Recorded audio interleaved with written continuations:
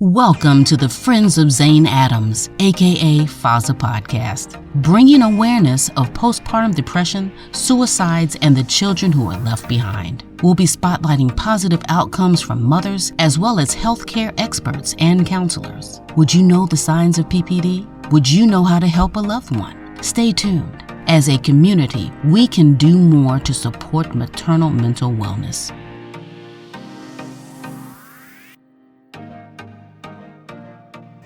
Welcome, FOZA family, friends, and fans. I'm Paulette Smith, and this is episode 49 of the FOZA podcast for maternal mental wellness. This episode is titled Quiet Strength: Men, Emotions, and Maternal Mental Health. As always, I want to thank you for tuning in and subscribing and sharing. Each time you listen, you help us shine and you help us bring a brighter light on maternal mental wellness. So together, we're bringing awareness. Before we begin, I just want to give out, as always, my brief reminder: this podcast is for educational and awareness purposes only. Some of today's content may feel sensitive, and if you're experiencing an emergency, I want you to please dial 988, the Suicide and Crisis Lifeline. If you're not in an emergency, I want you to reach out to your healthcare provider. And if you've done that and you still feel unheard, please don't give up. Reach out to us at FOZAinc.org. That's FOZAinc.org, and keep reaching out, because we're here to help connect you with resources, and you are never required to provide us with any personal or sensitive information.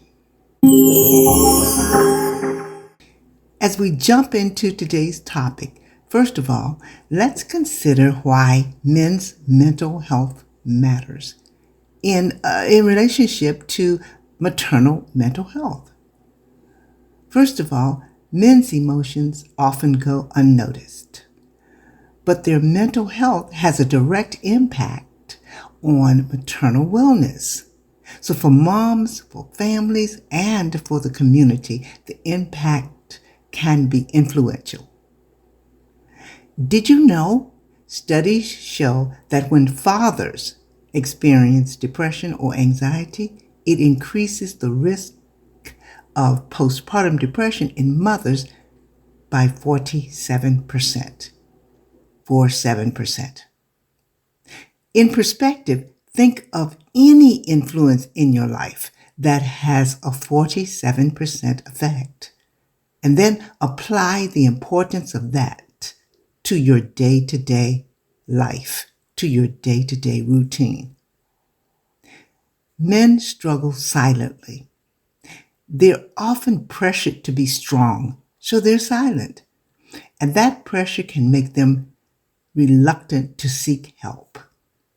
Because seeking help is often considered bad and stigmatized as weakness. A father or a partner who's suffering with untreated anxiety, that can make it harder for the mom or the birthing person to get the emotional support they need. Indeed, the support that they both need. So please think on this. When we support dads and male role models in the mental health issues related to maternal mental health, we are supporting and strengthening the entire circle around a new mom, and indeed, around our community. Next, I want to explore a few truths about men. Truths.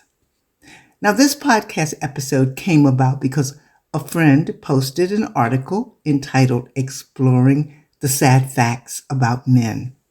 And this was a male friend, a male who actually posted this. And when I saw the article, I knew immediately It was a talking point for FOZA to share and explore. So I'm going to briefly go through each point of the article and how mental health wellness for men relates to the maternal mental health wellness. So here we go. There are 5.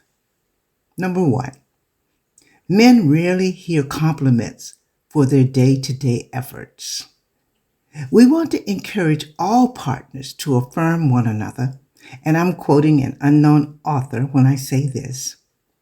One kind word can change someone's entire day. So we know that moms are doing their best and families are doing their best to encourage men and the male role models in moms' lives, but we just want to take special care to make sure that's happening. Number 2, men cry in silence. Now, as a community, we want to normalize emotional expressions in dads and in our male role models. It might be difficult to say in regards to men, but crying is a positive. That's a positive action because it helps release stress hormones.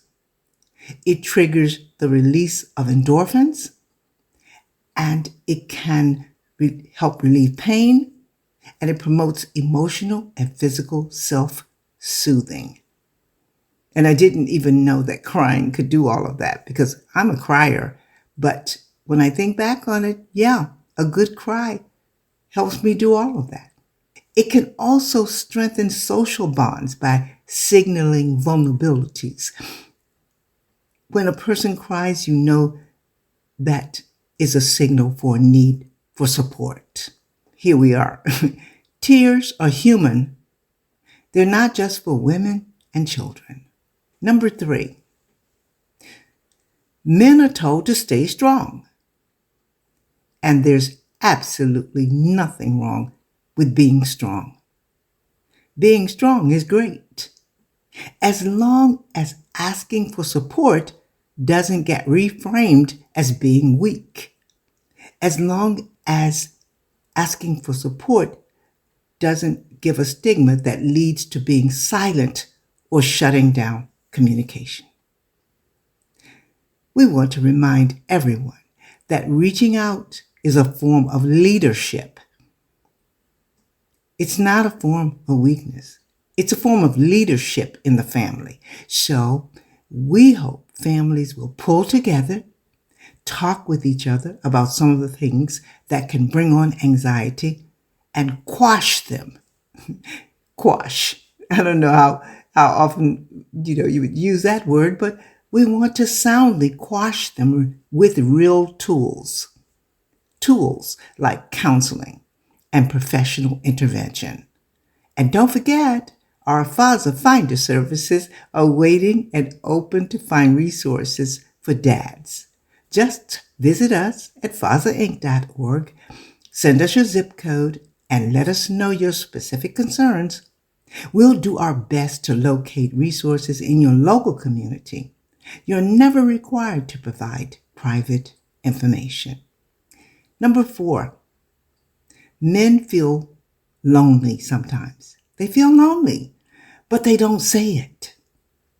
We often speak of an organization called Postpartum Support International, PSI. And those who are familiar with PSI, their motto is, "You are not alone." But when we say that, we usually have the mother in mind. We usually have her in mind when we say, "You are not alone." But we encourage both moms and dads to use some of the many resources that are available to make a community connection. There are so many wonderful dad groups, family groups, sibling groups, uncle groups, and most of all, look into faith groups. Men's fellowship groups in churches are a powerful source for positive reinforcement because there you can find fathers, grandfathers, brothers, uncles, teachers, every type male role who loves family and advocates for protecting the family. If you're not a spiritual person, you won't be rejected. You will be accepted simply because faith groups are dedicated to human feelings and empathy. And number 5, men love quietly. They hurt silently. So we encourage sincerity in checking in. When we ask him, "How are you?" Really, we want to take the time to pause and listen.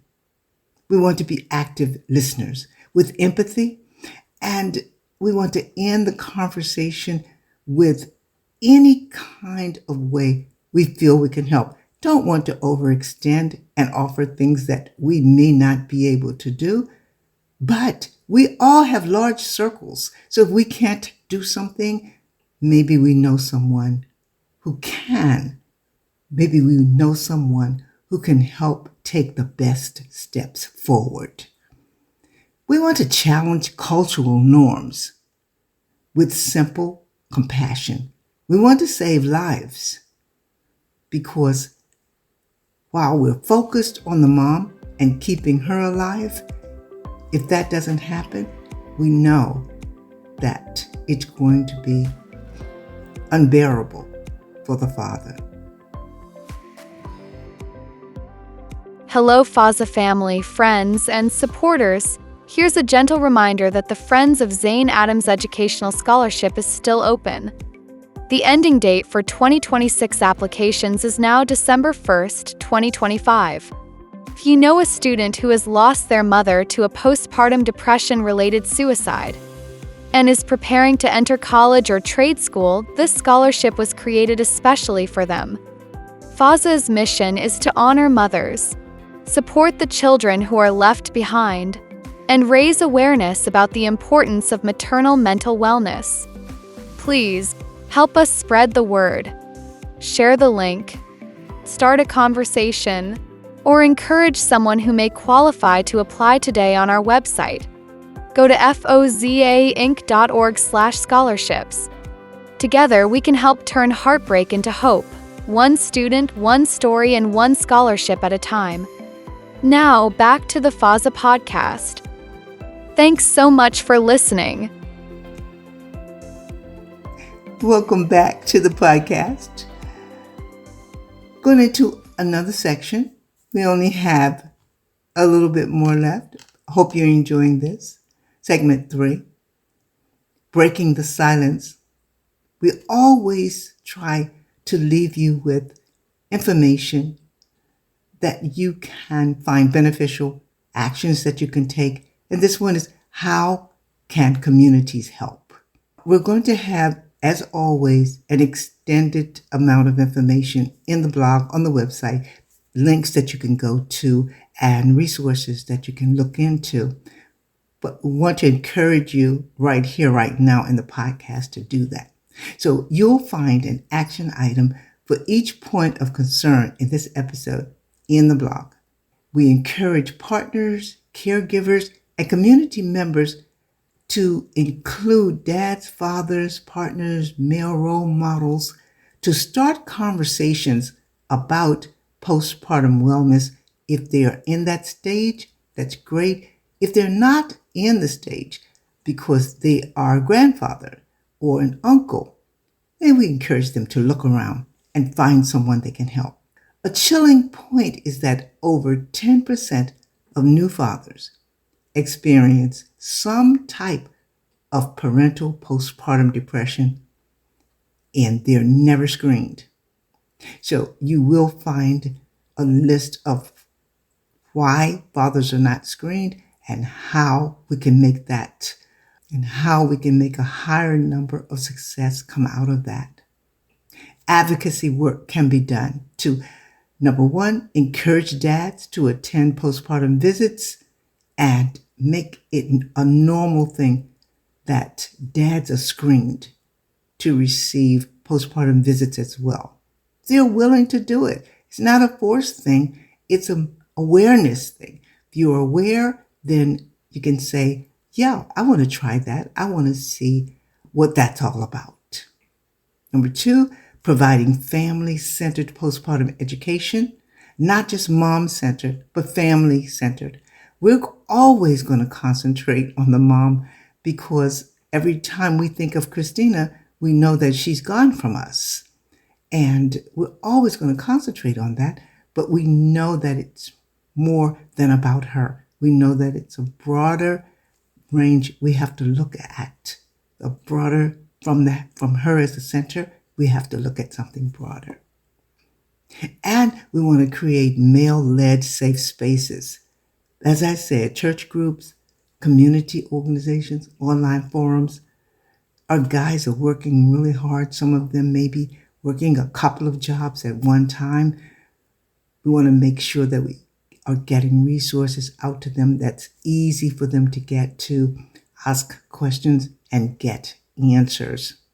We're going to put some of those things on the blog, and you can find that always at fozainc.org/blog.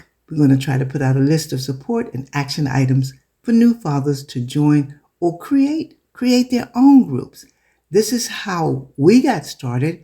We lost a dear loved one, and we decided, well, we want to make sure that we can help others.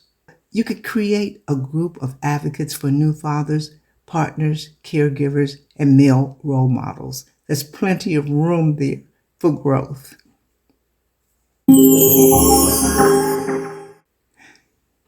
Just want to add to our calls to action and want to make it very clear that we want to encourage and uplift men and male supporters with positive acts of inspiration. We want to ask questions and give compliments that are sincere and honest. We want to acknowledge how grateful we are to have our men and our male supporters in our lives. We want to share household responsibilities whenever we can, intentionally, even if she says no, because she feels guilty, she feels like she should be the one to do that. We want to take her hands and sit her down and say, yes, I'm going to do this, and I want you to relax.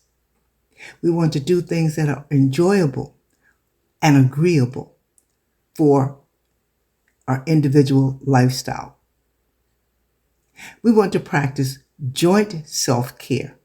So we talk all the time about our moms and them having self-care, and self-care is not selfish, but we'd like to see our couples and our families walking together, journaling together, praying together, having meditation together.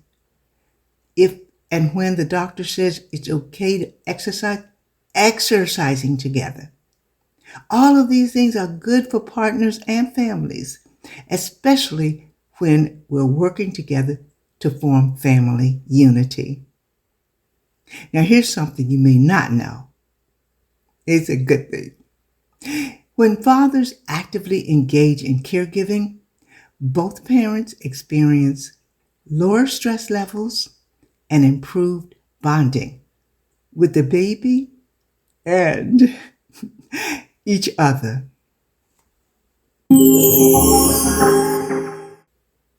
Well, today we explored quiet strength, men, emotions, and maternal mental health.